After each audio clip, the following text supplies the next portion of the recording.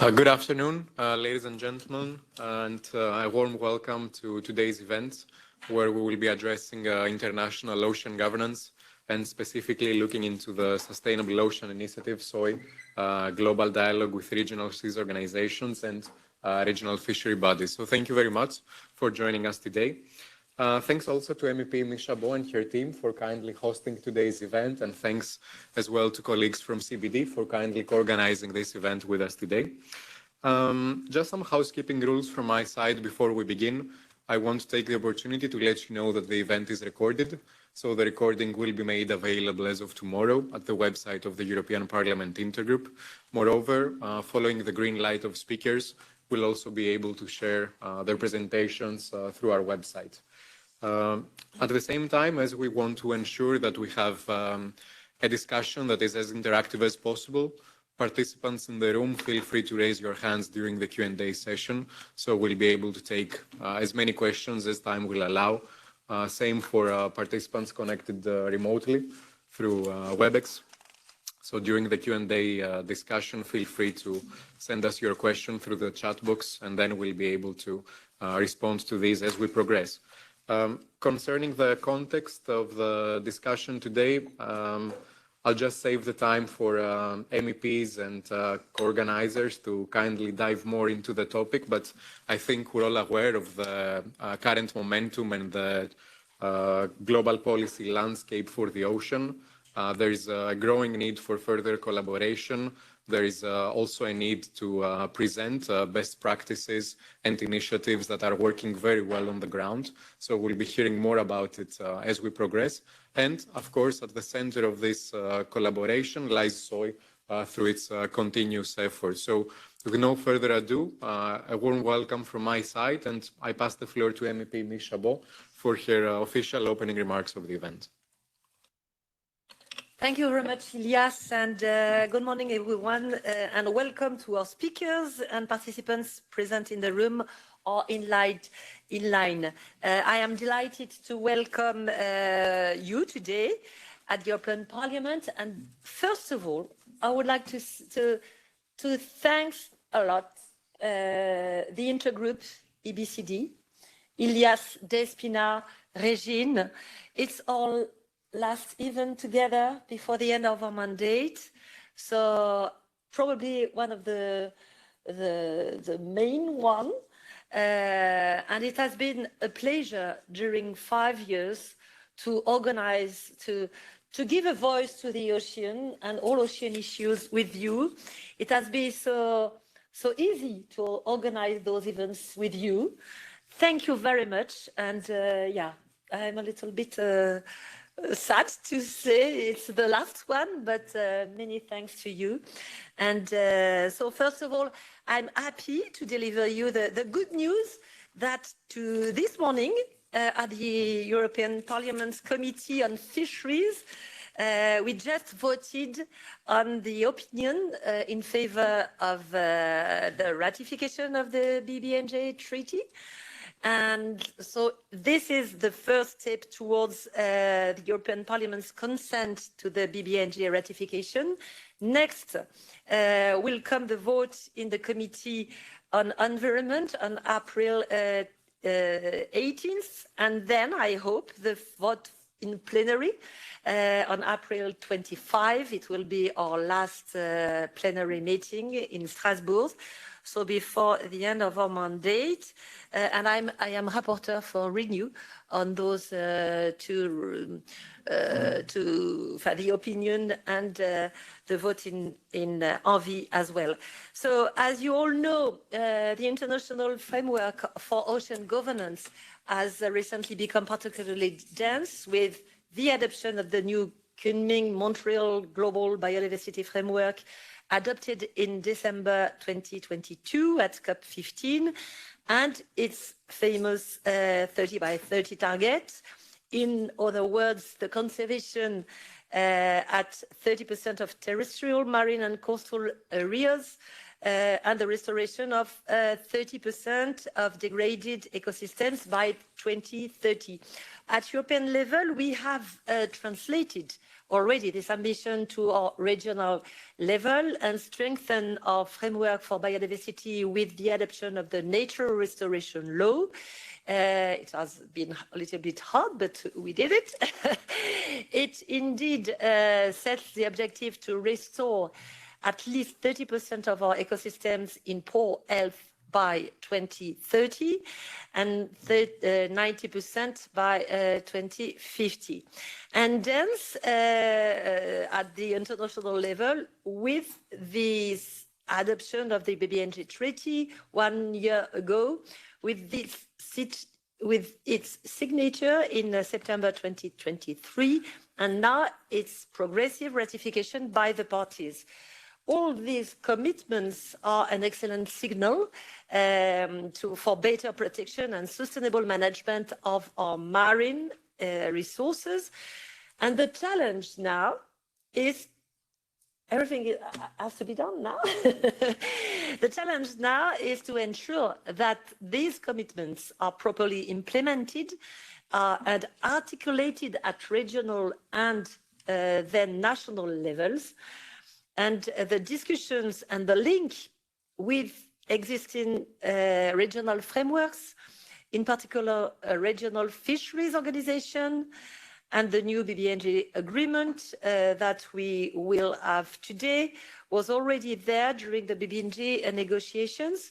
I'm indeed curious to know how all these international and regional frameworks will fit together. That's a question between, on the one hand, regional bodies that already have experience on ocean governance, and on the other hand, the new BBNJ framework, fully in line with the objective of Kunming-Montreal Agreement. And in this respect, the Sustainable Ocean Initiative, which was launched in 2010 at the margin of COP 10, in Nagoya, Japan, is an excellent example of a platform for cooperation and exchange of best practices and knowledge on the conservation of marine and coastal biodiversity. I will be particularly interested to hear from the representatives of the Sustainable Ocean Initiative on, for example, how the exchange of best practices will contribute to the implementation of MPAs under the BBNJ Treaty. So it will be with great interest that we will listen today to the representatives of these various international and regional frameworks and the SOI. Many thanks to the speakers already, some of whom have traveled a long way from Montreal for some, Iceland, Azores, or just Brussels as well.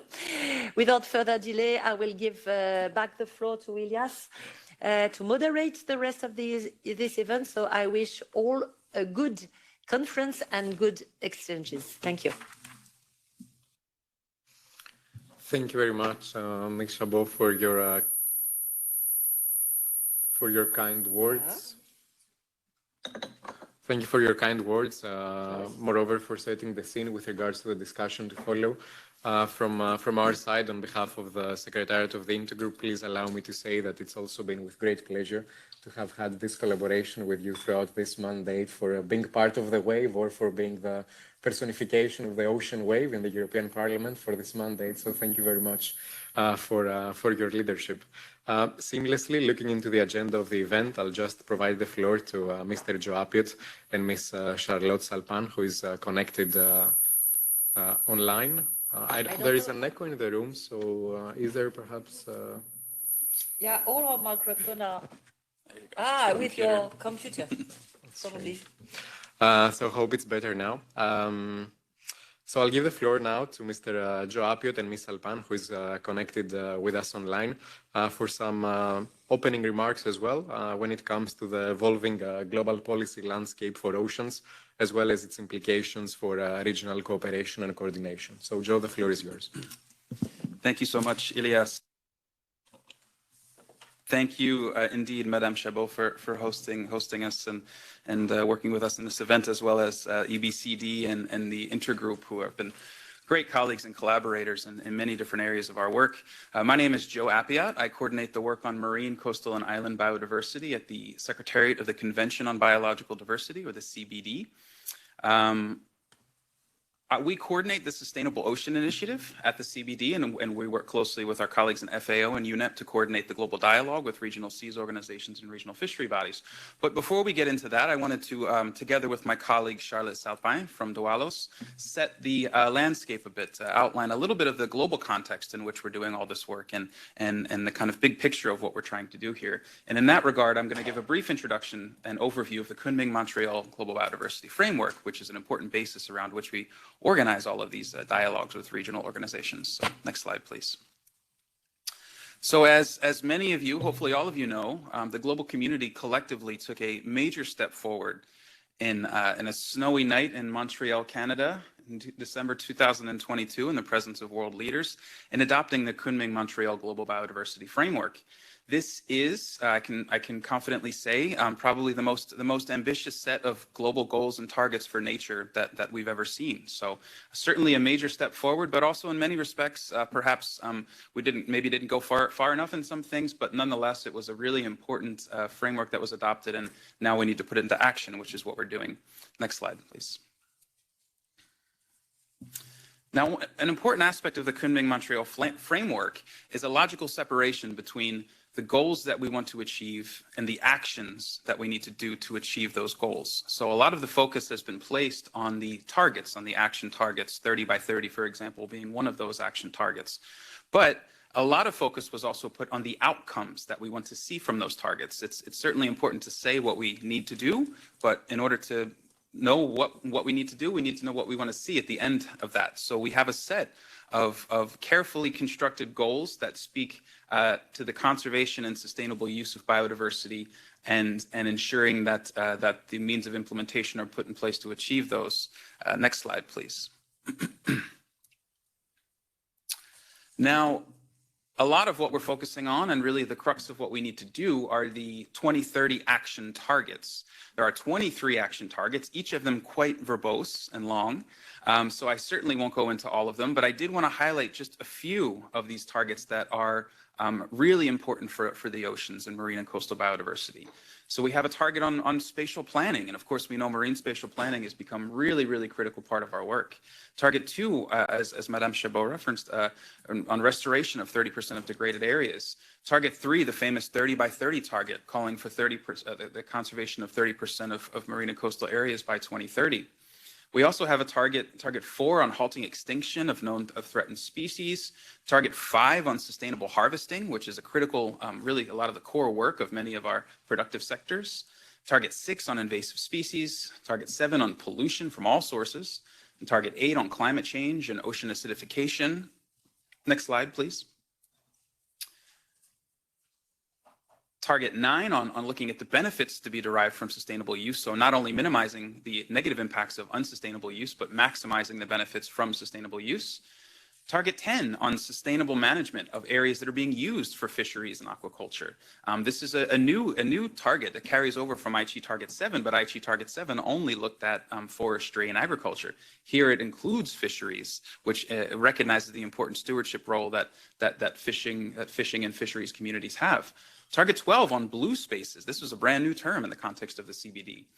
Target 14 on mainstreaming biodiversity into sectors and development policies. Target 18 on harmful subsidies, and targets 22 and 23 on inclusive and equitable decision-making and implementation. So as you can see, although there is not one ocean target per se, it is really spread across the entirety of the framework. And again, I'm only just referencing a few here. So there is really this framework and the set of targets that it has really speaks to the importance of an all of society approach and looking at all of the drivers of biodiversity loss and the ways that we need to strengthen the role of biodiversity in providing benefits for people. Next slide, please. But an important aspect that we learned very much so from the Aichi biodiversity targets and the lack of achievement of the Aichi targets was the need for a comprehensive and holistic approach. we can't put all of our efforts only into managing an individual sector, or only conserving, or only dealing with climate change.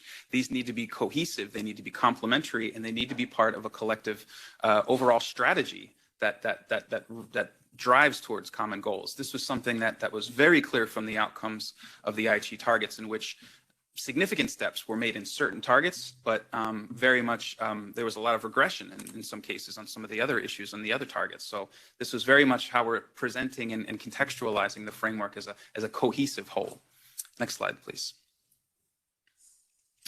Now, an important part of this, especially in the ocean world, is looking across sectors and across different stakeholder groups. And this is incredibly complicated. The International Ocean Framework, institutional and legal framework, is complex, it's broad, it's diverse, and necessarily so in many cases. There's many different issues and interests and challenges that we have.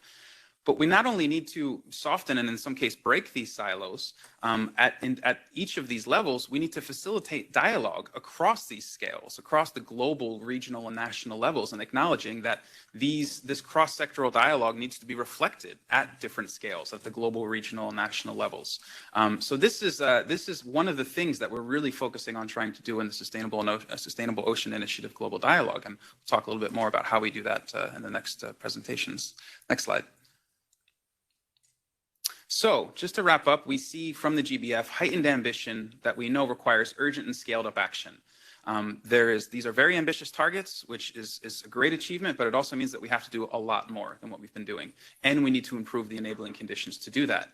The GBF addresses actions required by a very broad group of stakeholders, because we know that we need to engage more stakeholders and broader groups of stakeholders in biodiversity solutions. Types of actors that may not consider themselves part of the biodiversity community, or may not really talk about biodiversity, or maybe think they don't talk about biodiversity, but maybe they call it by a different term. But we need to kind of bring all of this dialogue together and share our lessons and knowledges, challenges, and have some uncomfortable discussions in many cases. But we know that the GBF provides a political impetus and an opportunity to do that and to gain support for work to scale up biodiversity and sustainability. So we have a really good political document that puts in place the mandate for us all to be building out more engagement across sectors, across communities, and to look at how we can collectively work towards a common goal. And I think that's it. Next slide, please. Yes, thank you very much.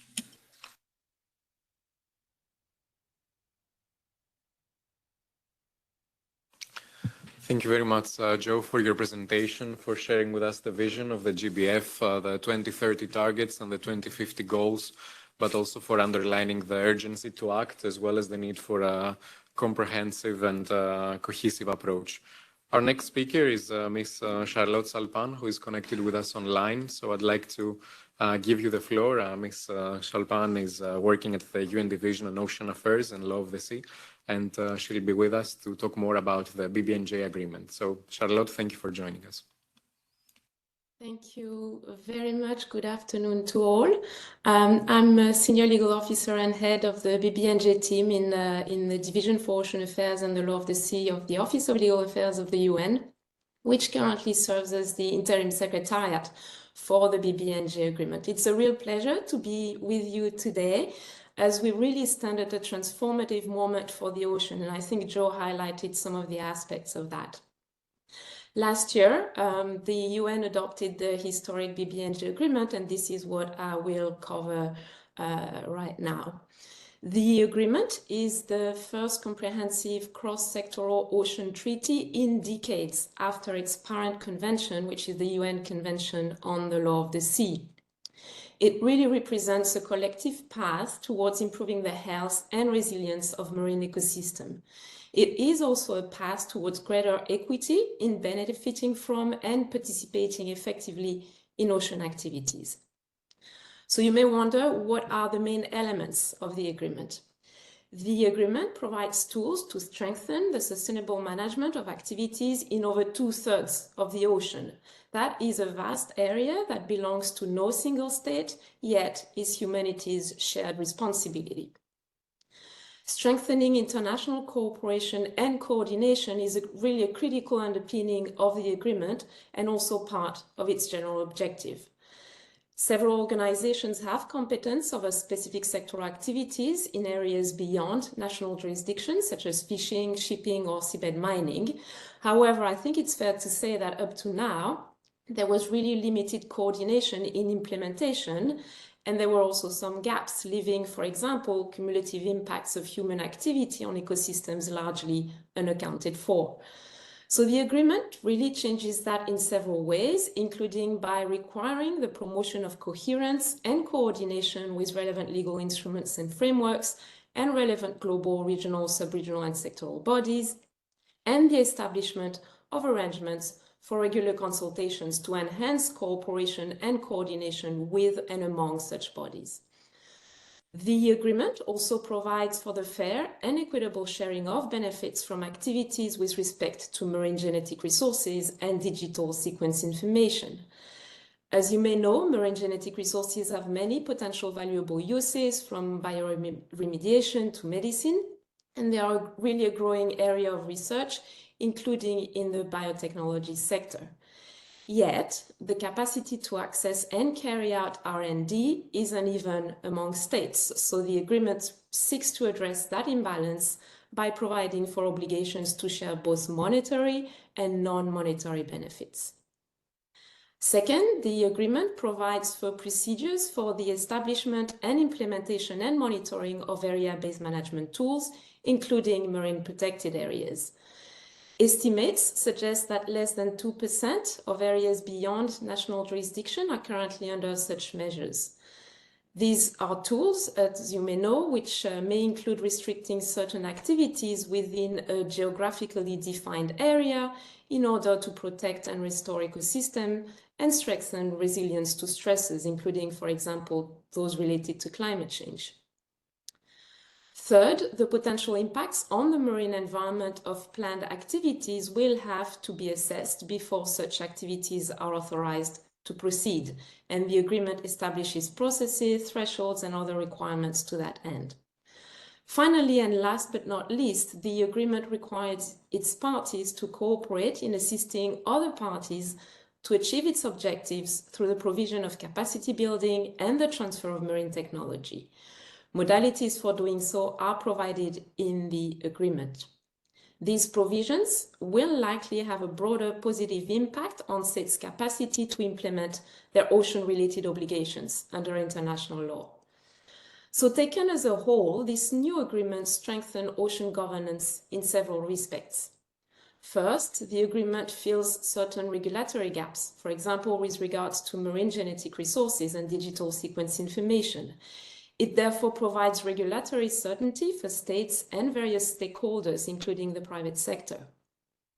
Second, in providing mechanisms for cross-sectoral cooperation, it promises to have profound impacts towards a more integrated and holistic management of ocean activities.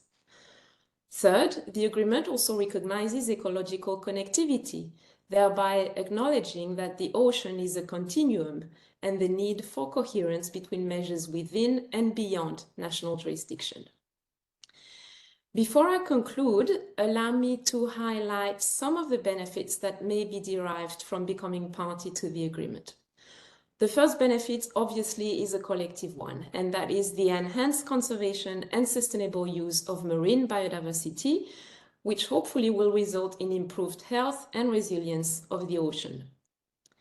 The effective implementation of the agreement will also assist in reaching global ocean-related goals and targets, including those under the 2030 Agenda for Sustainable Development and the Kunming-Montreal Global Biodiversity Framework that Joe just presented. It will also be key, of course, in tackling the triple planetary crisis of climate change, pollution, and biodiversity loss. The implementation of the agreement may also boost scientific research and generate employment in the science, R&D, and technological fields in light of the need for innovations, for example, in relation to monitoring, control, and surveillance in the remote areas covered by the agreement. Of course, states also benefit individually from the provisions of the agreement. Becoming party opens up opportunities to get a share in the benefits from activities with respect to marine genetic resources and digital sequence information, as well as to participate in decision-making under the agreement on critical issues such as the modalities for benefit sharing and the establishment of area-based management tools, including marine protected areas. In conclusion, the Secretary General of the UN has recalled the critical importance of seeing this agreement enter into force as soon as possible. The agreement so far has been signed by nearly 90 states and the European Union and has 2 parties to date, Chile and Palau. However, another 58 parties are required for entry into force, but the agreement will really be most effective with universal participation. So that is why the UN and the division, which I represent in particular, stands ready to assist states in their efforts towards ratification. And I should recognize here the generous funding support provided by the EU to our activities to assist developing countries to that end. We will, of course, also seek to strengthen cross-sectoral cooperation in the context of the Sustainable Ocean Initiative and other platforms that are available or may need to be created. Thank you very much for your attention.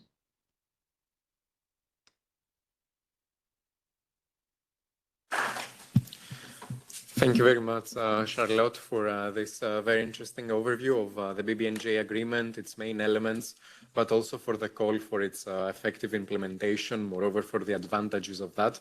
And I think the call also for strengthening collaboration and coordination already comes as a key takeaway of the discussion today. And on this note, seamlessly, I'd like to give the floor to Joe and Mr. Stefan Asmussen as well, co-chair of the SOI Global Dialogue, just to let us know a bit more of what SOI does and an overview of the dialogue with regional seas organizations and regional fishery bodies. Thank you so much. So now, coming more directly a bit to the topic at hand, I'm happy to give a very brief introduction to the Sustainable Ocean Initiative Global Dialogue with regional seas organizations and regional fishery bodies, which we refer in shorthand as the Global Dialogue. If you can believe it, that name of the Global Dialogue used to actually be longer than that, so we've shortened it a bit from what it was, but still a mouthful. So we call it the SOI Global Dialogue for short. Next slide, please. So, of course, we at the CBD and these global processes work at the global level, and in that regard, with the parties and members, the parties to our respective conventions and member states. But it's very clear that regional organizations play a very critical role, especially in the context of ocean governance and management.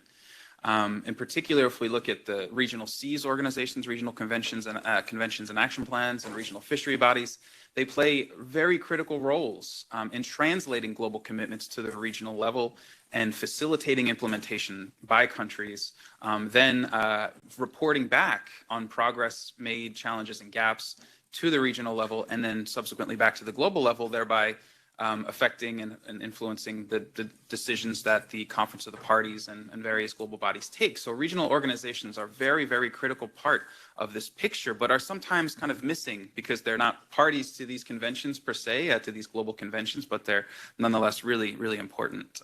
Next slide, please. This is why we in the CBD Secretariat partnered with our colleagues in FAO and UNEP to create the Sustainable Ocean Initiative Global Dialogue with regional seas organizations and regional fishery bodies. So the point here is that we at the global level really know and are aware of the critical role that regional organizations play in realizing the achievement of global goals and targets and in supporting national implementations.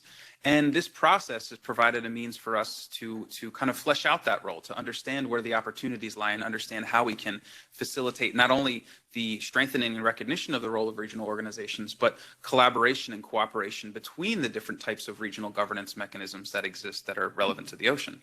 Next slide, please.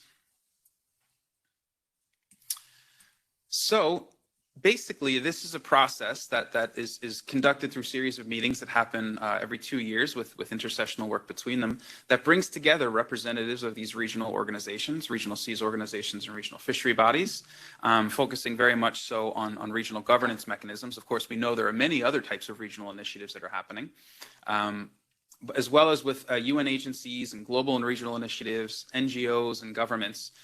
with these general objectives of sharing experiences within the respective processes of regional bodies. In some cases, there have been organizations that work in the same region that actually have met for the first time at the Global Dialogue, halfway around the world, even though they work in the same region and do many similar complementary things.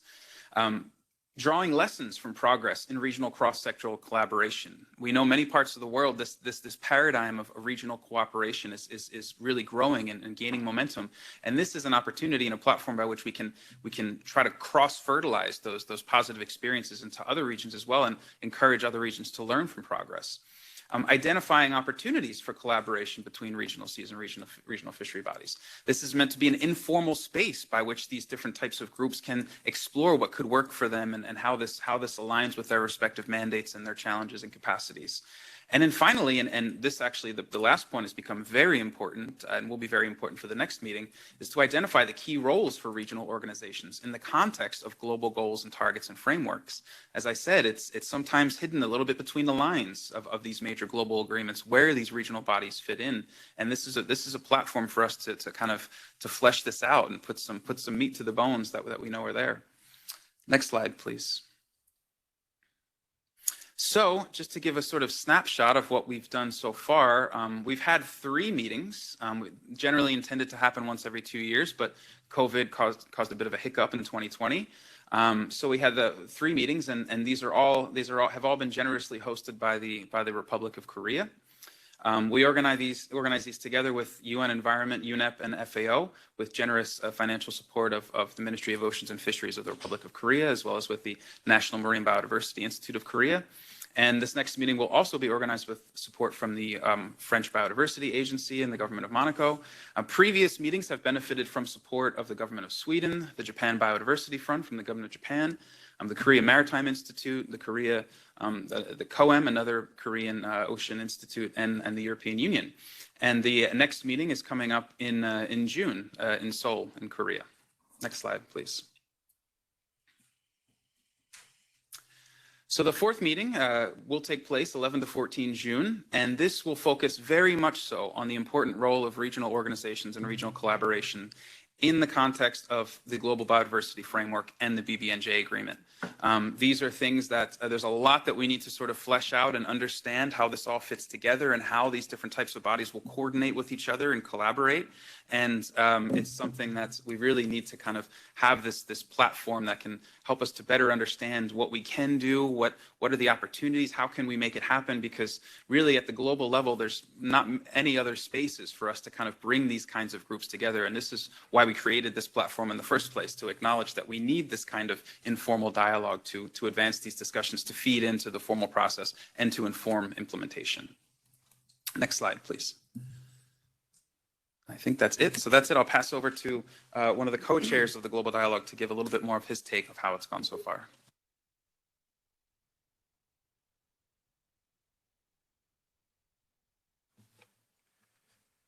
Thank you. I think my slides should be, did they not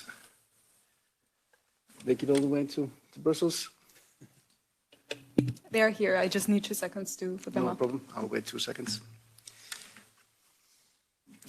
While we wait, just to introduce myself, my name is Stefán Ásmundsson. I'm Special Advisor on Ocean Affairs and Fisheries in the Icelandic Ministry of Foreign Affairs. I've been involved in international ocean affairs and fisheries basically since late last century. And from the outset, I've been the co-chair of this Sustainable Ocean Initiative Global Dialogue. I believe my current joint co-chair is joining us online, Christopher Corbin. But if I could just move straight ahead to the next slide, please. I wanted just to start by making the point that basically the world of international relations tends to be separated into different silos that don't necessarily interact very well with each other, can be largely unaware of what is happening in a different silo, even when the work is relevant for others. And this is, of course, something of a key problem in the international relations in general. So it's not specific to international ocean affairs, but it is certainly present in international ocean affairs. And that's so the key problem that needs to be addressed. And the work of the SOI should be seen in that context. And of course, since it was established, the CBD has been setting up targets and goals. We've listened to a presentation of the last one, but that was, of course, not the first time that the CBD did that. But I mean, my background is from what I refer to in this context as the fisheries world. And I can absolutely state that you could have gone to meetings of regional fisheries bodies for more than a decade without ever hearing anyone mention CBD or any of the work that they do, any goals or targets that they've set. It was simply a separate entity, and a good example of this sort of working in different silos that I was mentioning. It is therefore, from my perspective anyway, very important to note that the CBD Secretariat made this effort to bring its conclusions to the wider world of ocean affairs, did not just stay within its own silo and build something within that silo, but approach others. To some extent, you could say that the natural inclination for a lot of bodies is to, when you have wide-ranging targets and goals, to do empire building, that you do grow within your silo and you try to make sure that you are the focal point of everything. So it's not obvious that the conclusion was to rather approach others and build on the organizations that already exist. So I'm very happy to note that that is nevertheless the approach that the CBD did take. Because obviously a lot of organizations already do exist, and to build on them is much more likely to lead to results, even if it means that the eventual outcomes is things that are built within those organizations rather than something that the CBD can directly point to and say, yes, we did this. And that means that their focus is on progress on the substantive issues and not on presenting themselves as the focal point. And I think that's very commendable and very positive. And again, I think the SOI is not the only effort that the CBD has been doing in that, but it's a very important aspect of that. And it's very important that we look at that in that context. If I can have the next slide, please. The SOI, to some extent, and I like to simplify it in these terms to say that we can put it as two separate achievements. On the one hand, to inform other organizations better of the work that the CBD is doing and the targets and goals that have been set within CBD. And on the other hand, to inform other organizations better about each other's, for the purpose, of course, of enhancing their work on conservation of biodiversity. If I start on the first point, on informing others about CBD, obviously as I say, within fisheries bodies and other organizations, we were not very well informed on what CBD was doing.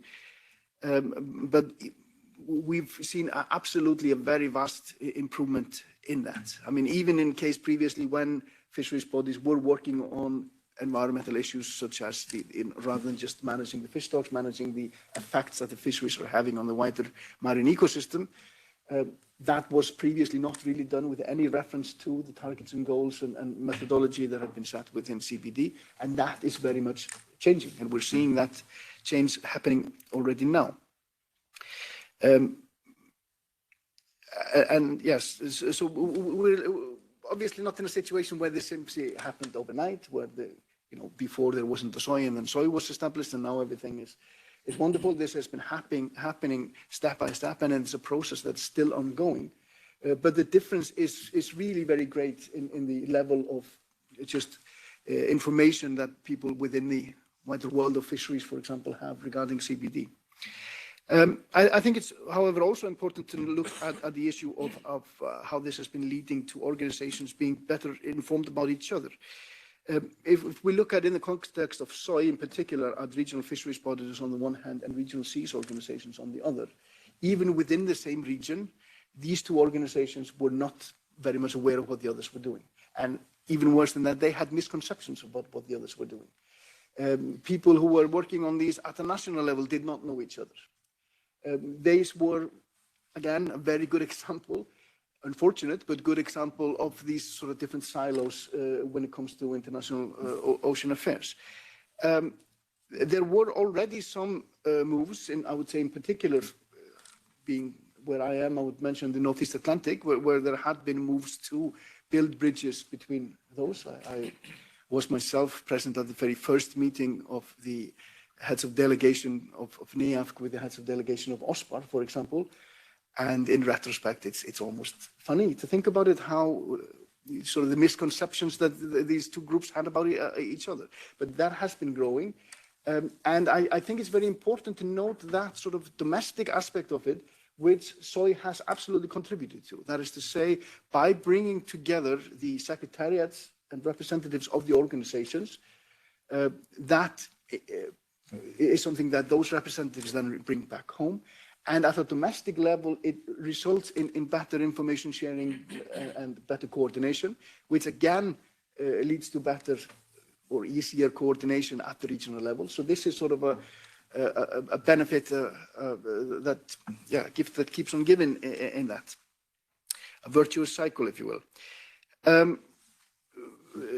But it's also important to note that in addition to what SOI has done regarding building this sort of cooperation between different organizations in different regions, it's also meant that similar organizations in different regions are coordinating. So in addition to just the regional seas organizations and the RFMO in the same region starting to talk to each other, it means that we can, for example, from the perspective of the Northeast Atlantic, we have this as a forum where we can share our experience of building this cross-sectoral work.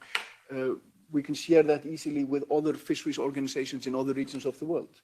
And so SOI has created that sort of dynamic situation, which I think has been extremely helpful for a lot of different organizations.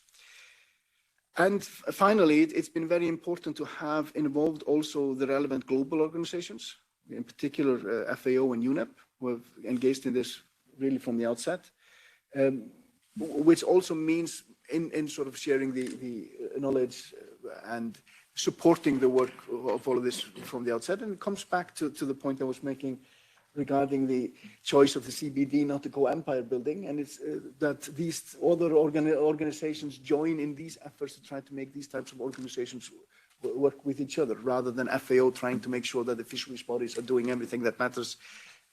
You know, and again, you could say that that sounds like quite obvious, but in international relations, unfortunately, it's not always the case. So it's something of an unusually sensible setup. We can have the next slide, please.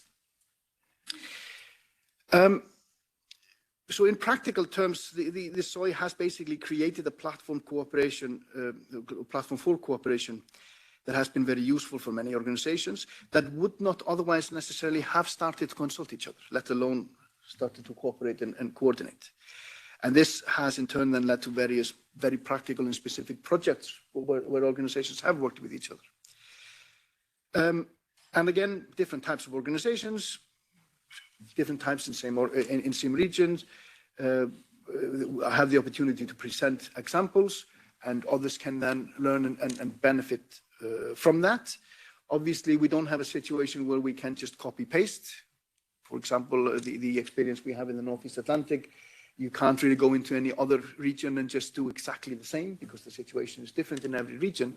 But that's also why it's very useful to have all this sharing of experiences, because also for those who have already advanced reasonably far, like in the Northeast Atlantic, it's very useful for us to hear the experiences of others in other regions who, because of different circumstances, have done things slightly differently, because that can then lead us to think, well, actually, perhaps this aspect that they have developed there might be something that we might want to try to copy in our work, etc. So the different circumstances give different perspectives, which to some extent is problematic because you can't copy paste, but it also gives new dimensions and you can really build on things. And so in short, there is a great demand for increased cross-sectoral cooperation, and SOI is doing great work to contribute to that. If I can have the next slide, please. To say that basically, I want to make the point sort of to express the annoyance that I regularly have when things are presented too simplistically as the one thing that will save everything. And I certainly don't want to present SOI as something that with one move simply fixes everything, and I don't want to present the situation like it was absolutely terrible and it needed absolutely fundamental fixing. The situation was not terrible and it's not perfect now, but the situation has definitely been improved by the work of SOI, and it's sort of a demonstrable way of increasing the cooperation and coordination across lines which otherwise would not have been there. And that in itself, like I said, has had very clear real-world practical implications. Next slide, please. And the SOI definitely needs to be clearly given the credit that it deserves when it comes to the improved understanding regarding biodiversity conservation and other cross-sectoral cooperation coordination. Because it's absolutely no question that it has had a major impact on that. It's always nice, and it has value in itself, just to increase the dialogue among such organizations. But when you can see really the practical results, when you go into those different organizations and you note that they are doing things slightly differently from what they were before, you can definitely point at those as clear-cut practical implications that were basically not there before. And I mentioned there on the slide how there is the issue of RFMOs are increasingly working on the conservation of biodiversity as an objective in itself, how they are now more aware of the work that the CBD and other relevant organizations are doing, and clearly taking account of that work in its own work, and strengthening the relationship with other organizations. Next slide, please.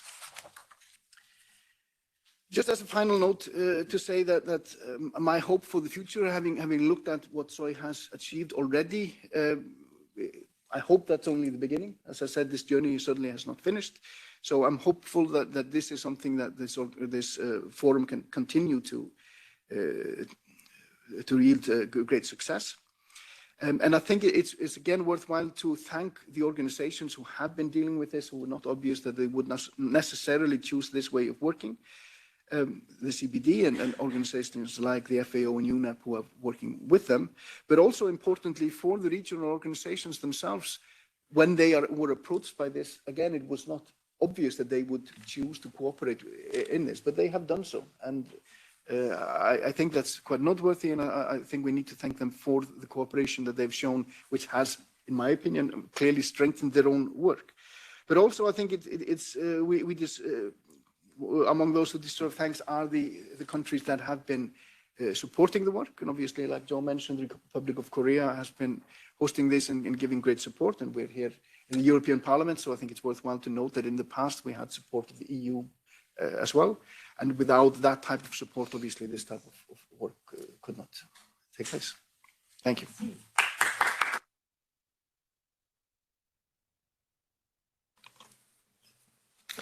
Thank you very much, Mr. Asmundsen and Joe, once again for connecting the dots when it comes to international ocean affairs, but also for highlighting the added value of SOI and specifically what it does in terms of building bridges of cooperation.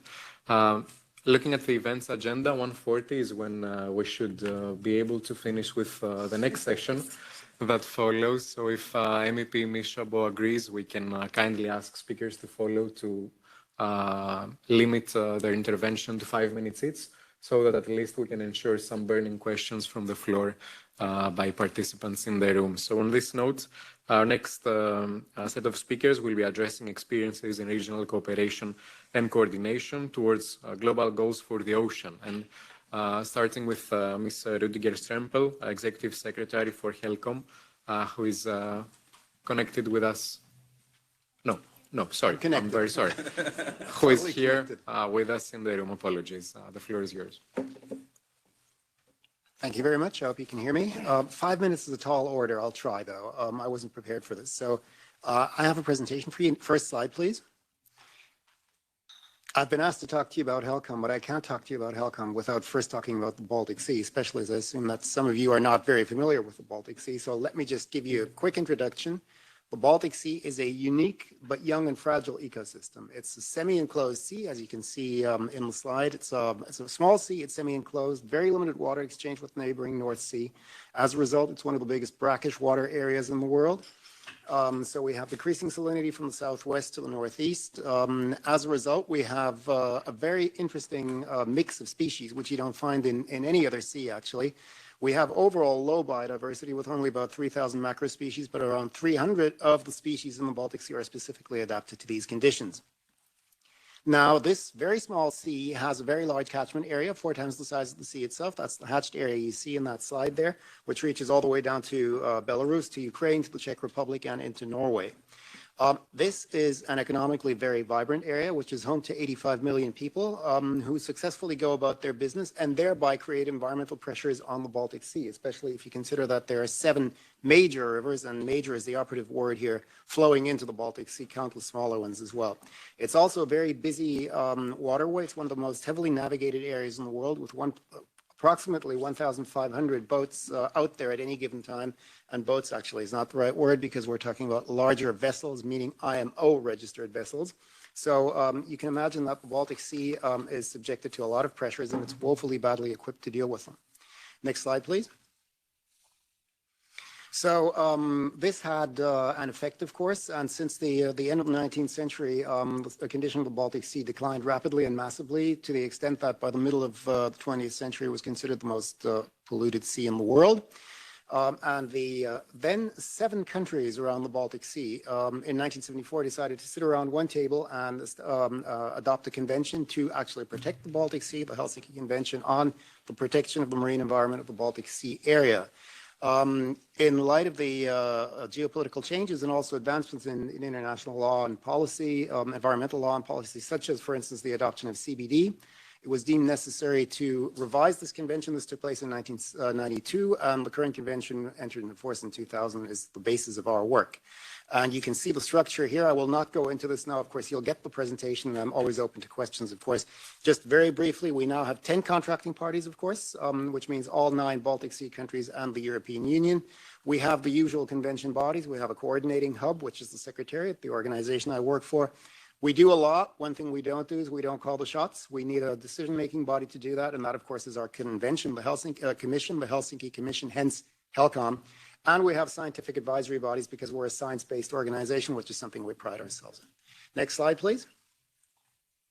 So talking about Baltic Sea biodiversity, which of course is the issue here, we know a lot about this, and we know a lot about that because we engage in very intense monitoring. And we do something that we refer to in HELCOM speak as HOLAS, holistic assessments of the Baltic Sea, which are periodic assessments taking place every 6 years. The most recent one was concluded last year. HOLAS 3, again in HELCOM speak. Next slide, please. Next slide, please. So what do these holistic assessments do? Well, they provide information. They provide a snapshot of the state of the Baltic Sea during the period assessed, in this case 2016 to 2021. They also provide information on the spatial variation of status. They provide, and this is important, information on trends. They provide information on the distribution of pressures and human activities, allow us to track how we're doing. And for those of our contracting parties, which are also member states of the EU, they also enable MSFD reporting because they provide data. Next slide, please. So this, you can, go through the whole slide right away. So this is a slide full of bad news and some good news, because unfortunately the outcome of the most recent HOLAS was sobering.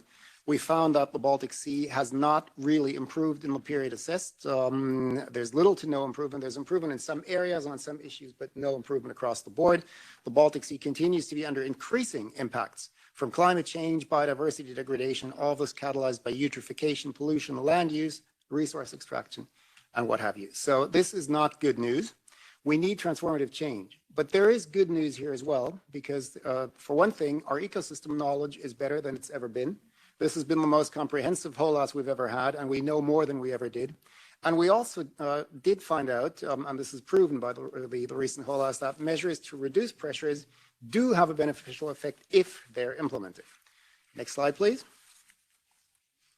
We have a lot of measures that we need to implement because we have what we call the 2021 Baltic Sea Action Plan, which is the successor to a 2007 action plan, which aimed to achieve good environmental status by 2021. I don't need to explain to you what happened. It didn't happen. So we decided to update the 2007 action plan, and we have a 2021 Baltic Sea Action Plan, which contains 199 actions.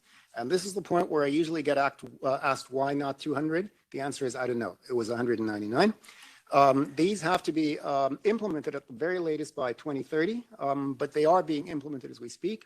They're clustered around 4 thematic segments and 1 cross-cutting segment called the horizontal action segment. If you look at this graphic, at the top you see our HELCOM vision, which is what we're trying to achieve. And you can read this from top to bottom or bottom to top, because basically you can see that achieving the goals under each of these segments, like at the lowest level horizontal topics, pays on to the account of the next level of goals, which pays on to the account of the Baltic Sea biodiversity goals, so a healthy ecosystem. And if we achieve that, we can achieve our HELCOM vision. Next slide, please. So coming to the actual topic today, we do quite a lot when it comes to biodiversity. So in the Baltic Sea Action Plan, we have 1 thematic segment, which is actually dedicated to biodiversity and contains 35 actions centered around themes of spatial conservation methods, conservation of species, conservation of habitats and biotopes, enabling ecosystem-based management.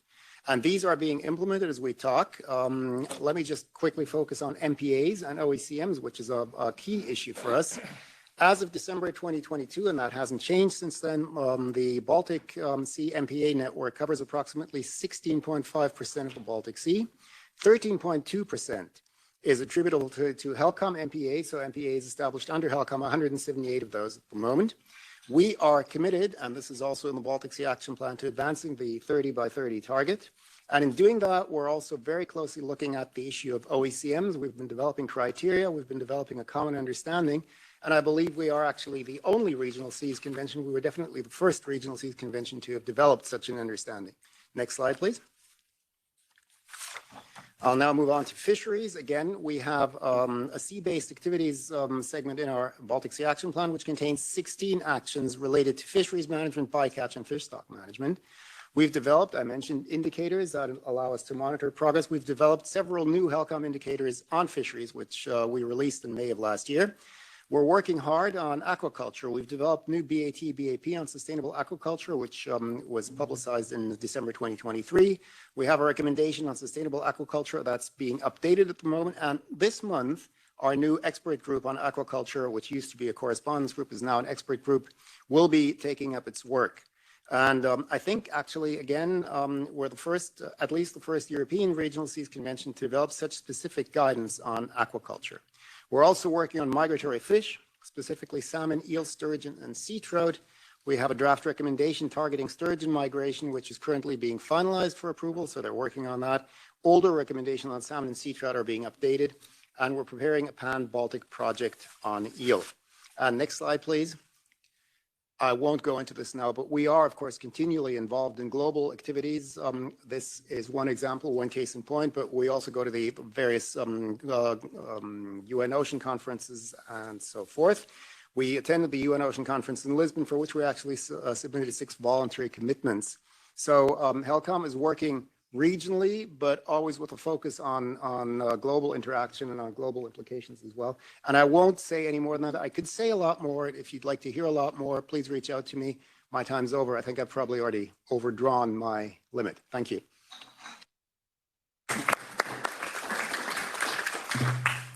Thank you so much, Rudiger, for sharing with us more about the vision and the goals of HELCOM, the call for transformative change, including some good and bad news, as you referred to. Thank you so much. Our next speaker is Mr. Miguel Bernal, Executive Secretary at GFCM. So seamlessly, I'd like to give you the floor.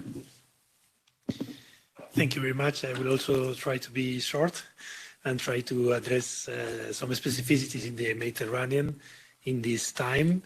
I won't have the time to introduce too much of these characteristics of this region, but probably you are all aware that the Mediterranean is a hotspot of many things, including biodiversity, including the impacts of climate change, and including a large combination of intense human activities from all of the riparian states.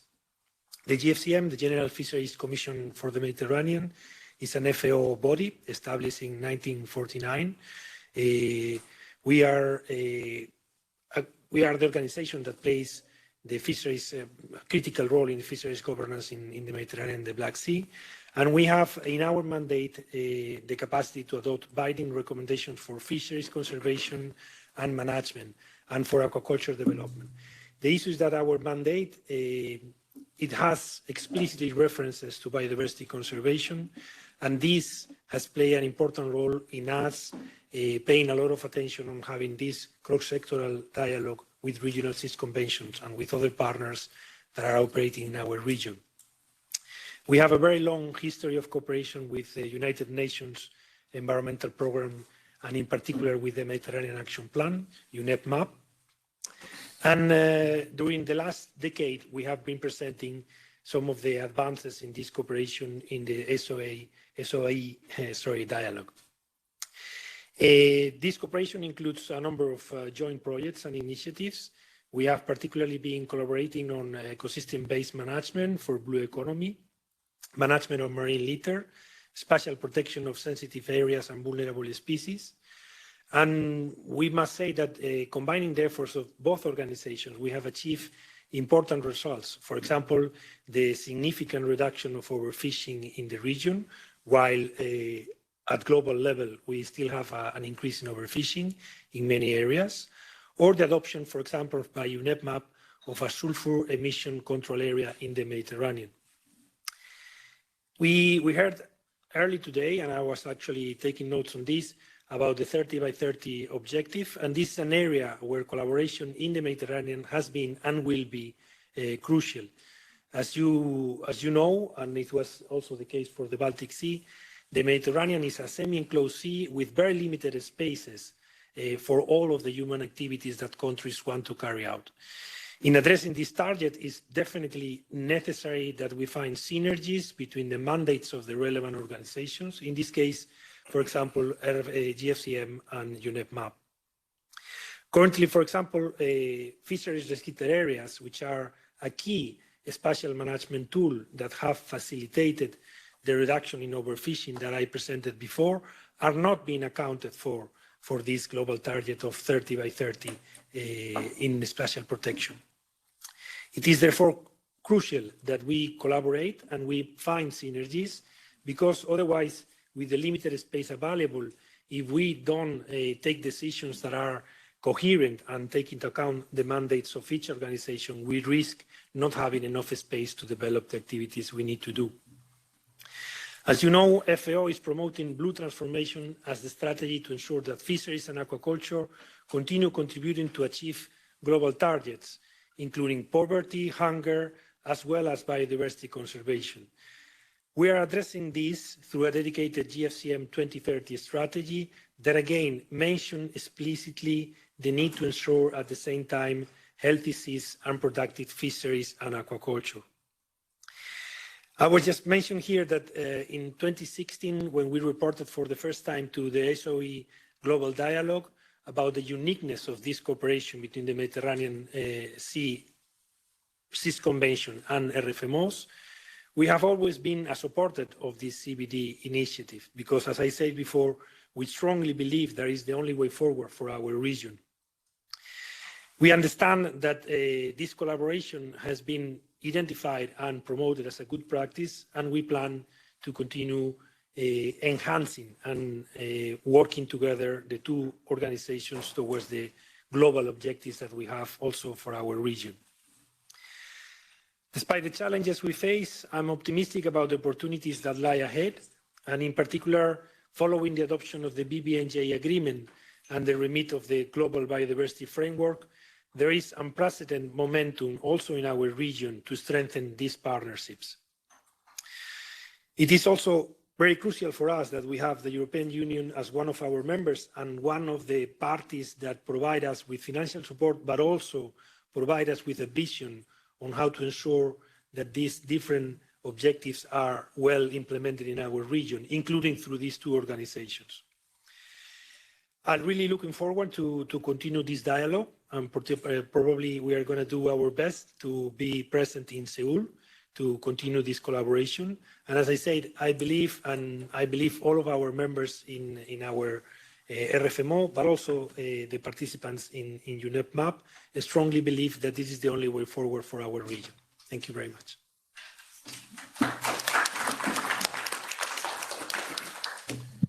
Thank you very much, Miguel, for sharing with us good practices, lessons learned, but also key achievements from the Mediterranean. And our next speaker is Mr. Darius Campbell, Secretary at the Northeast Atlantic Fisheries Commission, NEAFC. So thank you very much for joining us, and the floor is yours. Thank you, Elias, and thank you, Madam Chabaud. I've got some slides which I hope are going to come up very quickly. I'm presenting on behalf of the 3 intergovernmental organisations operating in the areas beyond national jurisdiction of the North East Atlantic. So ICES on Science, NEAFC as the Regional Fisheries Management Organisation, and OSPAR as the Regional Seas Convention. Next slide. And very briefly, we have overlapping convention areas, we have overlapping countries, and we have overlapping objectives, such as on the conservation of biodiversity. And that means we have also regional expertise and perspectives that are unique for the North East Atlantic. And also, I'd remind you in this context that our membership and the views and objectives go beyond those of the European Union and its member states to the other coastal states in the region. Next slide. Now, those objectives we have are again overlapping, but those include sustainable use as set out in Goal B of the Global Biodiversity Framework, and also in the BBNJ. It is an instrument, after all, on conservation and sustainable use of biodiversity in areas beyond national jurisdiction. And this is built into the objectives of our 3 organisations, and we're all aiming to deliver environmental, social and economic objectives of our governments. And in doing that, all of us have been involved in the Sustainable Ocean Initiative since 2016, and this has helped us to understand the context of our objectives, and in particular how they can work towards the CBD targets that all our parties are committed to. Next slide. So given limited time, I'm just going to focus on area-based management tools as an example of moving from theory into practice, and to demonstrate how cooperation works in our region. So NEAFC has had in place for many years, more than 20 years, some closed areas to bottom fishing to protect sponges and corals, so-called VMEs. OSPAR has had MPAs in areas beyond national jurisdiction for 15 years or so, and we've both been informed by ICES in terms of making our decisions on these areas. If we go to the next slide. And an exciting and interesting new development now is the other effective area-based conservation measures, OECM, and these are sectoral measures for the protection of biodiversity and do indeed are included as part of the 30% goal. And ICES has worked on this in terms of testing of templates and the CBD criteria in our application to fisheries, and also providing scientific advice to NEAFC. OSPAR is working on applying OECM criteria to its area and also including OECMs in its network of MPAs. And NEAFC is working on identifying OECMs based on our bottom fishing measures. And in fact, we're ready to report some of these to the CBD this year. I'm going on to the next slide. When you look at our closures and OSPAR's MPAs, there's a big overlap in the areas.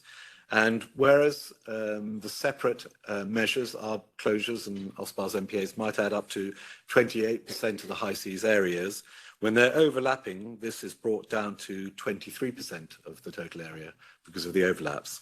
And of course, this could be related to the 30 by 30 target. But the next slide. But it's not just a question of measuring by areas. So when you have overlapping areas, it's the interaction of the measures between these different organizations that I think is of real interest. And that's what OSPAR and NEAFC are doing. We're focusing on the interaction of our measures, understanding how the protections to sponges and corals provided by NEAFC on the seafloor and how the OSPAR measures in the sea column might interact. And we're progressing a sort of joint narrative to describe this interaction, and we can share that with others. And we're doing this under the existing mechanism for cooperation and coordination, the collective arrangement, which has been meeting since 2015, most years. On to the next slide. And in developing this joint narrative, one of the things that's really helped us to think further is about our respective strengths.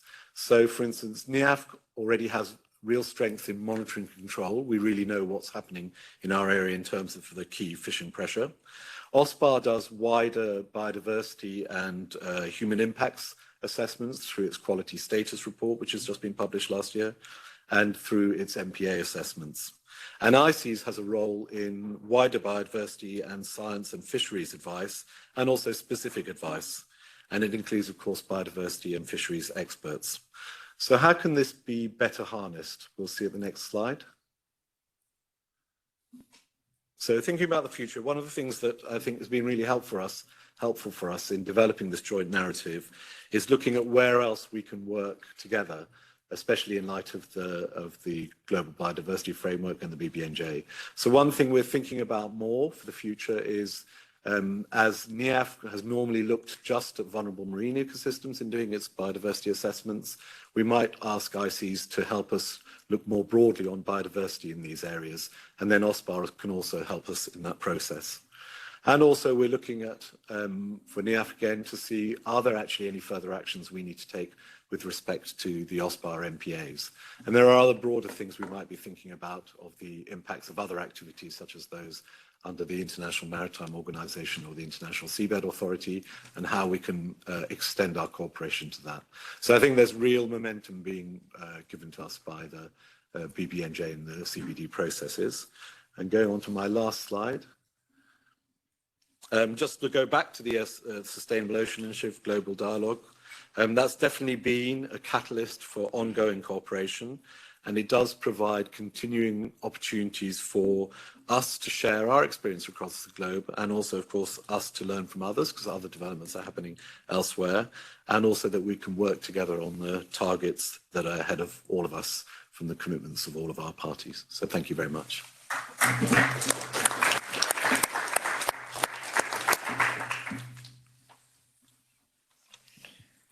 Thank you very much, Mr. Campbell, for presenting us NIAF's work, as you mentioned, concerning ABMTs from theory to practice, specifically your work on OECMs, but also eyeing the future, if we could say, when it comes to providing us some insights on work ahead. Of course, discussing about international ocean governance, but also regional intergovernmental process is the theme of today's event. But I think everyone is very keen on hearing more from representatives from the European institutions as well concerning linkages with EU priorities. So for that, we have an excellent set of 3 speakers. We have Ms. Aurore Maillet, Deputy Head of Unit in DG Mare, Ms. Silvia Bartolini, Head of Unit at DG Environment, and Mr. Robbie Beaver, member of the Committee of the Region. So thank you all for joining us today. Before giving you the floor, bad news is that we know the room is booked at 2:30, so we need to end at 2:30 sharp. I'm just making the point. So on this note, happy to provide the floor to Ms. Aurore Maillet, followed by Ms. Bartolini and Mr. Beaver. Thank you for being with us today. Yes, thank you very much, Ilias. No pressure, therefore, but I'll try to fit it in 5 minutes. So let's see if I manage. I think really the focus of my intervention is going to be around the BBNJ and the RFMOs and how we see the role of the EU in that, with the aim of that we're discussing today, how we can foster our cooperation. And I would say that we all know it's a very urgent issue. It's not only an urgent issue because of the very dire state of the environment, but it's also an urgent issue because now we have an alignment of stars. We have the Kunming-Montreal Protocol. We have the BBNJ. This is an extremely a positive multilateral context, I think, that we haven't had in such a way. And so, therefore, we think there is a momentum towards ocean and more coordination around ocean biodiversity. And of course, the EU is very supportive of that. It's been a priority of the EU to support this internationally through our international ocean governance agenda. And so, therefore, we are very, very committed. And we see very much the BBNJ, first of all, as a great contribution to the Kunming agenda because of the 30 by 30 target.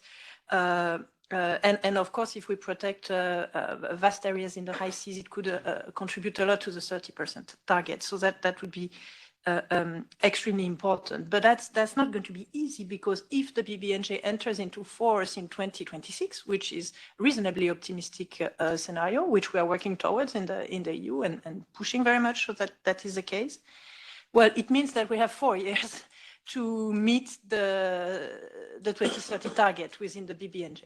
So what it means is that basically we need to get the conversation going about where the high seas MPAs are going to be. We need to start building this global consensus, and I think the SOI there can play a great role.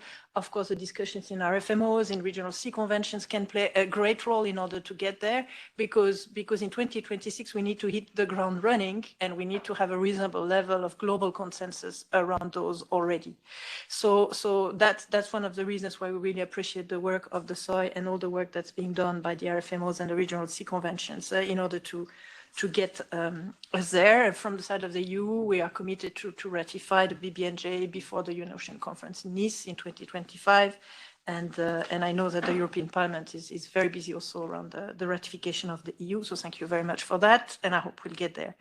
And then the last thing I want to say is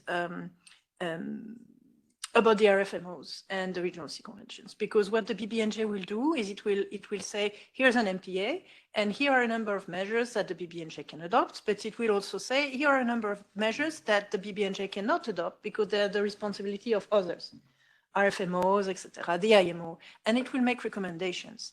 And others will then have to decide whether they want to take these recommendations on board or not, and how they want to implement them. So there's an urgency, and I think that is for me the main added value of the BBNJ, is through that it will put all those organizations around the table to discuss protection and to discuss what to do. There's a very interesting provision in the BBNJ that says if you're a party to the BBNJ and you've adopted those measures in the BBNJ, then you have to go defend them in the other regional sea conventions, RFMOs, etc., etc. And that's quite innovative in terms of international law, I think, but it also means that there's going to be a big role for the EU, and we're already starting to think about that internally, because as you know, the EU, represented by the Commission, plays an active role in 5 tuna RFMOs and 13 non-tuna RFMOs. And it makes us one of the most prominent actors in the RFMOs when you look at the parties. So we'll be keeping very much in mind this cohesion with the BBNJ, and this has already started some very interesting internal discussions within the Commission. So the BBNJ is going to be great for that, and the RFMOs and the RSCs are going to play a big role. But I think Sylvia said a bit more about the RSCs. 4 minutes. Very good, Aurore. I'll try to do as best as Aurore. So good morning, everybody, on the side of DG Environment. So I think I will not repeat what all the others have said. I think that around the table, we all agree on the fact that this dialogue is extremely important. It's important for the BBNJ. It's important for the global framework on biodiversity. It's going to be important for future agreement. I'm thinking to the global plastic agreement that we are now discussing. And those two organizations are really, really pertinent working on those two issues. So it's a dialogue that we need to foster. But here I have 3 comments to make, and a little bit maybe some provocation. The first one, how we can hit the ground running and how we can move from really theory to actions. And I wanted to provide a positive example, and Darius, save 1 minute to me because he described that example in his presentation. What is happening now between OSPAR and NERF? And a clear example is what is happening for the NACIS MPA, where basically we are working together, fully respective of the legal competence of each international organization, because we are not talking about changes of legal competence, but making sure that together those organizations are more than the sum of their parts, because while respectively regulating each of the human pressures that they are there to do, they're kind of work based on a more comprehensive information, on a much more coordinated way, and that they in order to ensure that at the end, we don't only design MPA. We don't want paper park. We want MPA that are managed, and we want MPA that have conservation measures in place. And that is what we're there. We're trying to work together. My second point is this dialogue enough between regional sea organizations and regional sea conventions? We are assisting today at a competition for the use of the marine space. I think that everybody around the table said that.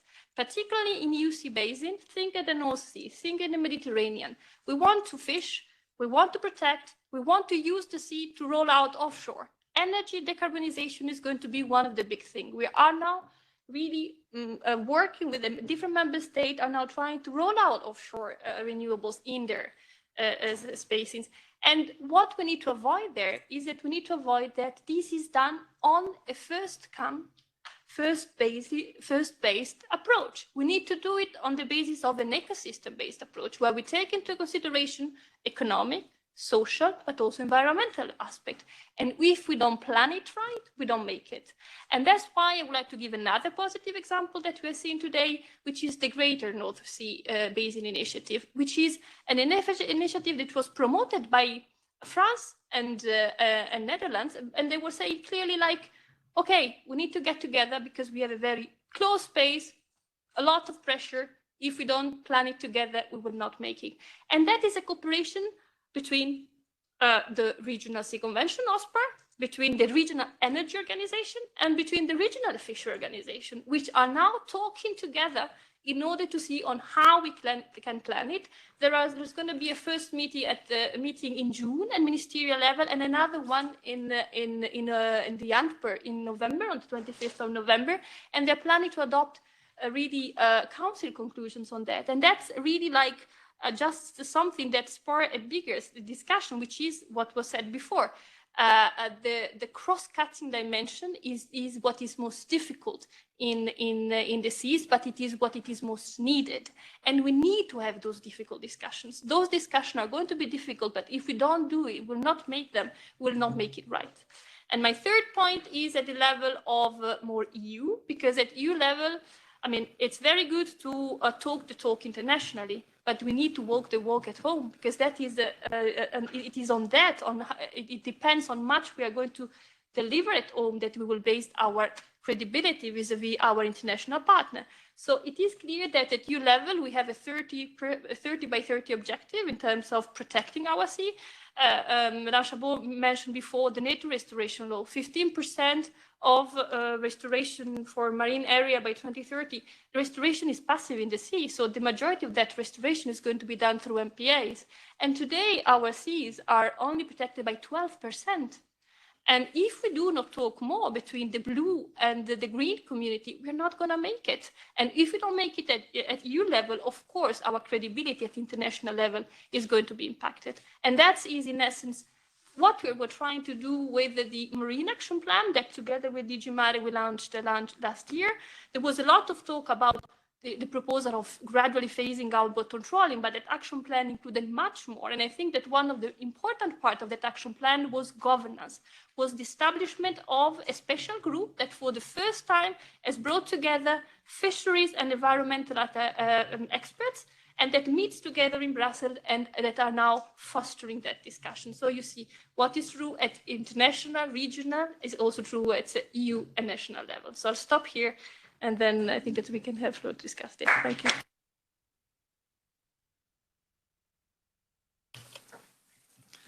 Thanks for all the speakers before me, and let me introduce myself. I'm a former mayor and now councillor on a local municipality in Luxembourg, and so, as you mentioned, member of the European Committee of the Regions.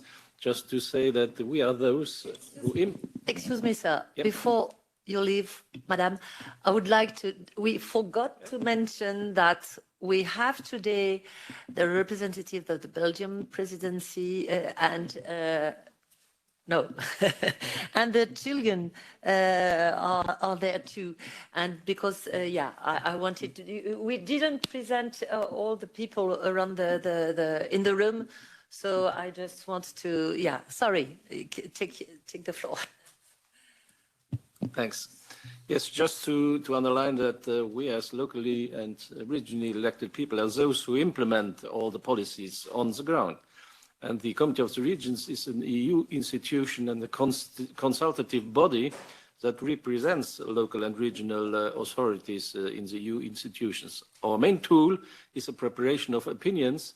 And in this function, in this context, I had been rapporteur for several past opinions on nature and biodiversity and on our opinion on a biodiversity strategy.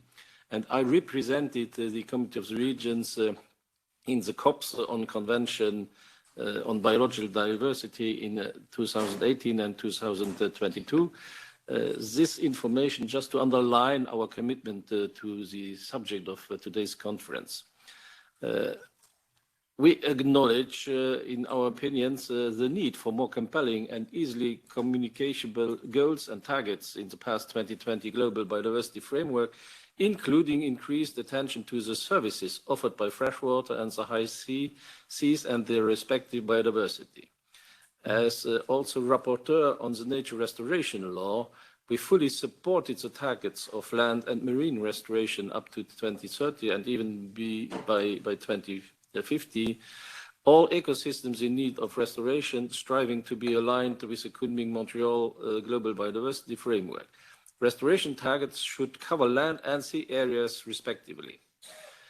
The Committee of the Regions has a flagship initiative called Green Deal Going Local that aims at placing cities and regions at the core of the European Green Deal and ensure that both the EU's sustainable growth strategy and the COVID-19 recovery plan translate into direct funding for cities and regions and tangible projects for every territory.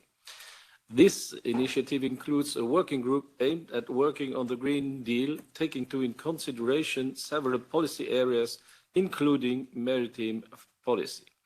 In 2021, the COR adopted an opinion specifically on local and regional authorities protecting the marine environment that stressed the need to recognize the role of subnational authorities in the implementation of the Marine Strategy Framework Directive. We called on the Commission to propose rules for Member States on how to integrate the local and regional authorities into the process of identifying, designing and planning measures, clarifying responsibilities and fostering more engagement and ownership from subnational authorities. We also called on the Commission to propose an ocean law in the same spirit as the climate law. We should be deeply concerned that the EU's marine environment did not achieve good environmental status by 2020, as required by the Marine Strategy Framework Directive and in line with the EU commitment to the 2017 UN Ocean Conference. We need further cooperation with the regional sea conventions. It is necessary to strengthen the implementation of the ecosystem-based approach to fisheries management, including increasingly applying multi-species approaches in order to minimize the negative impacts of fishing activities and other factors, as, for example, climate change, on marines, ecosystems, fish populations, and society, and to ensure ocean resilience to climate change. The Committee of the Regions reiterates that fully documented fisheries and quality data is key to improving fisheries management, and we call on the Commission and the Member States to take the necessary step to improve data collection on recreational fisheries, considering their environmental impact and socio-economic value. And on the other hand, it is regrettable that the Interreg budget for territorial cooperation has been reduced, as it could have boosted cooperation between coastal regions and islands with common needs within the same sea basin in order to develop adaptation strategies and common approaches to coastal zone management, invest in sustainable coastal defenses, and adapt coastal economic activities. So positive cooperation in the management of maritime fisheries activity between regional authorities and organizations with a long-standing tradition such as Fisheries Association is needed. So CIOC calls for them to be recognized as having the same status as producer organizations. And I'll short down here not to stress time limit. Thanks.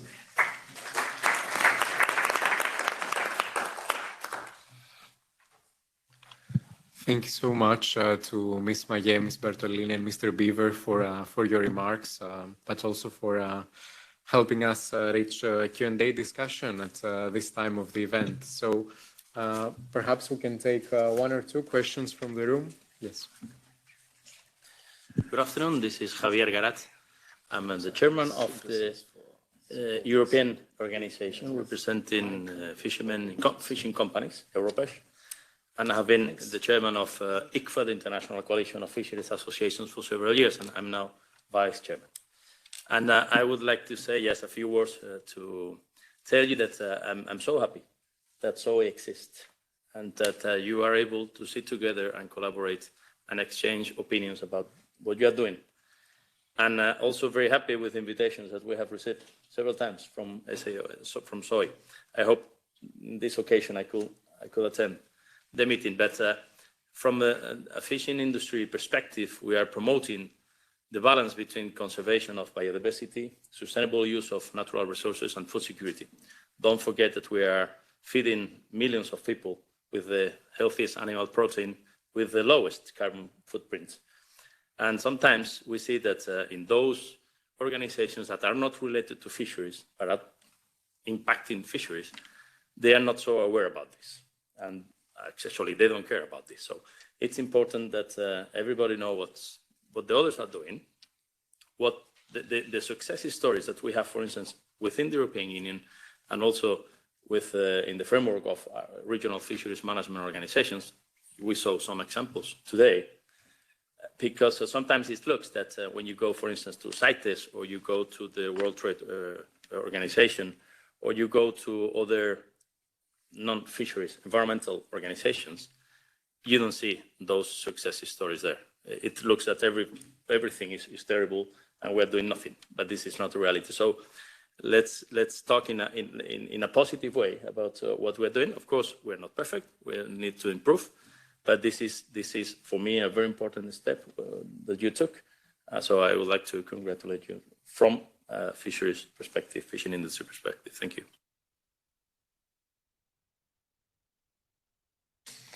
So no question.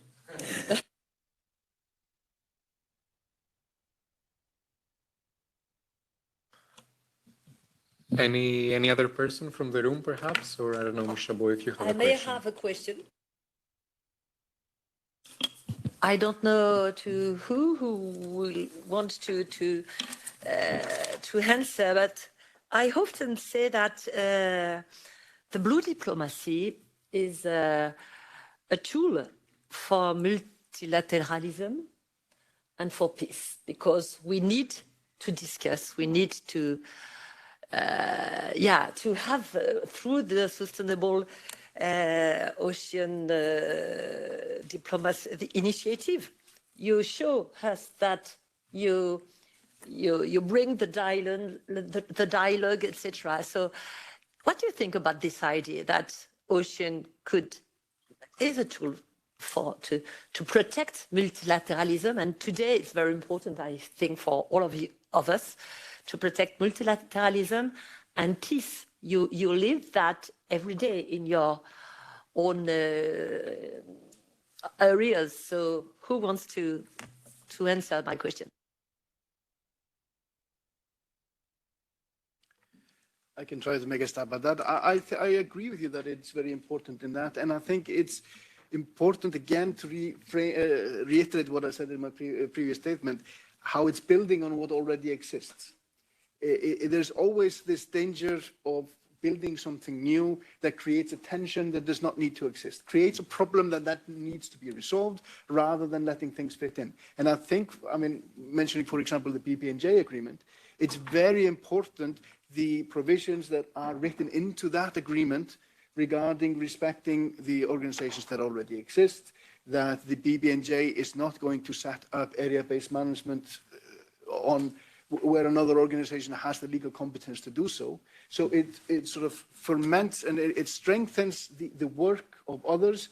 And as was mentioned by someone else before, how it sort of makes the total more than just the sum of the parts.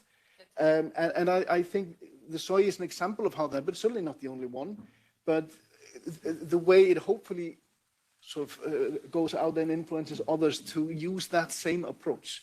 Because it's way too common that we are creating the problems that need to be then addressed with sort of friction starting when something is created on top, rather than something that merges well with it. I also wanted to jump into this. The Mediterranean and the Black Sea are not the most peaceful areas in the world. And I must say that I fully agree. I believe that the the amount of knowledge in diplomacy that is on the region to discuss about technical issues is really impressive.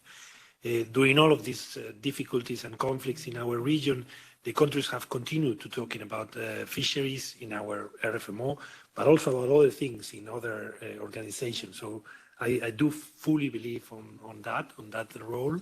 And I wanted to add one more thing, is that we believe at FAO, and this is very much used in the Mediterranean, the fisheries sector is also a cultural thing.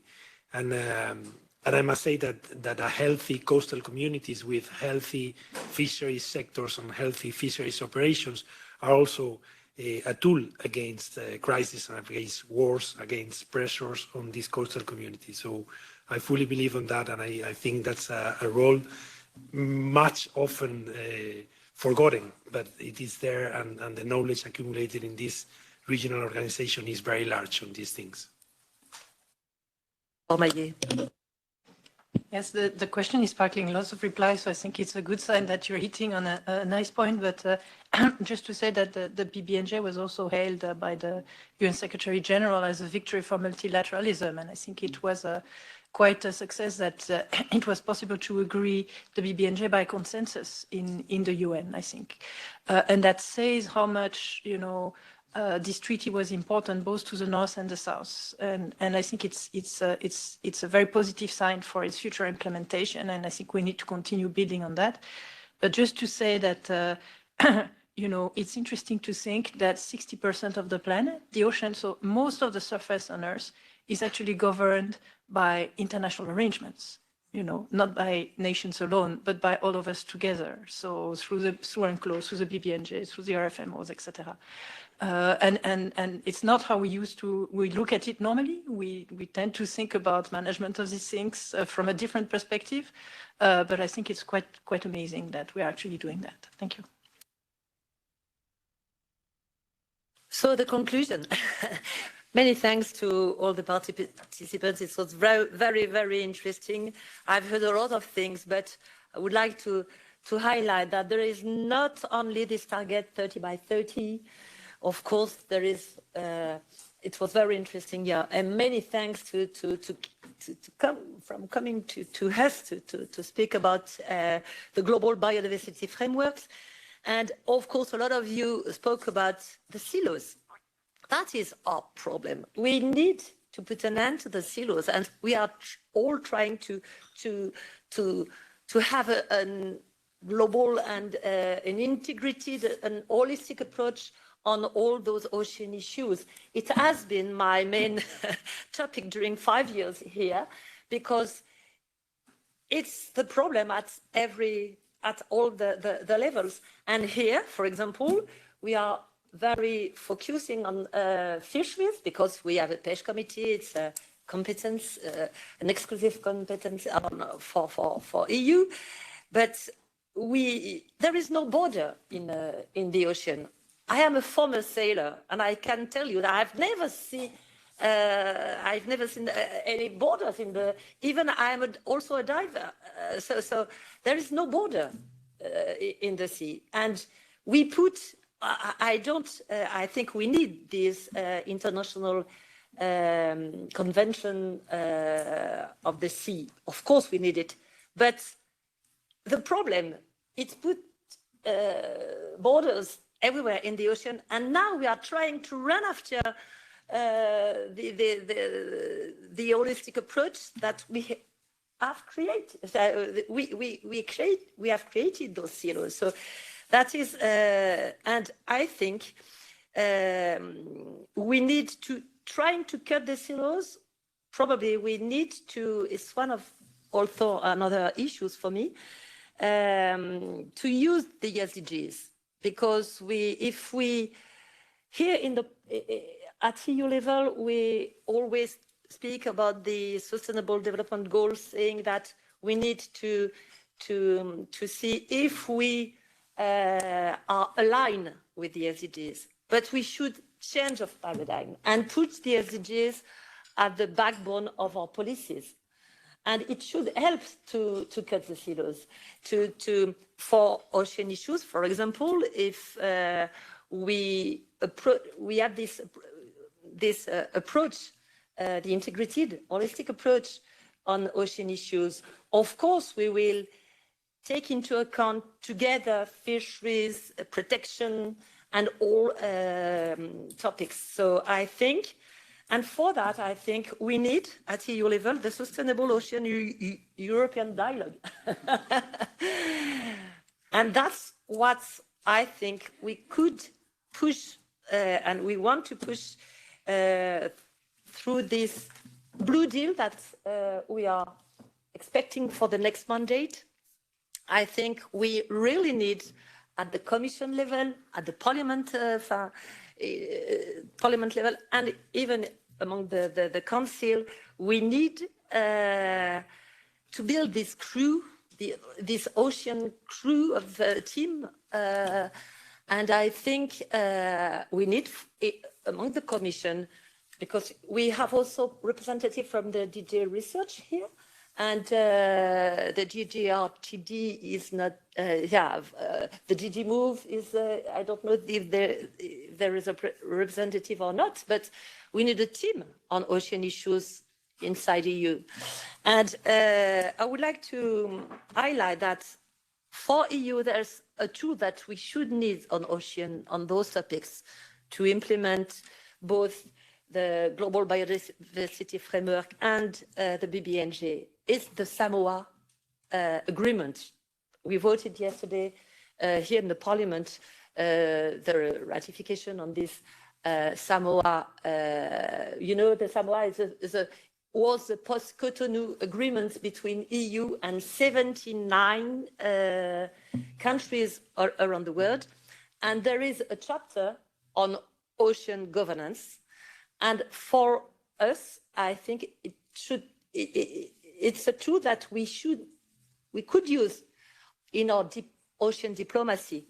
And another, to conclude, because we need to leave, I hope that the UN Ocean Conference will be the COP conference, the Ocean COP conference, the Ocean COP. And I would like still, I'm leaving in a few weeks. I'm not running for a new mandate, but I will still be involved to push this idea that the ocean is our global common, the common good of humanity, and think that all this nexus, ocean, climate, biodiversity, brings with it all the ocean issues, even fisheries, even maritime transport, etc.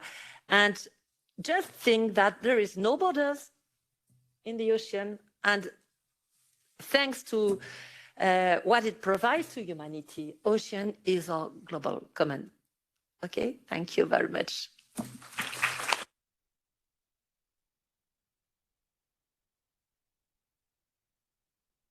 We need to leave the room very quickly. If you want to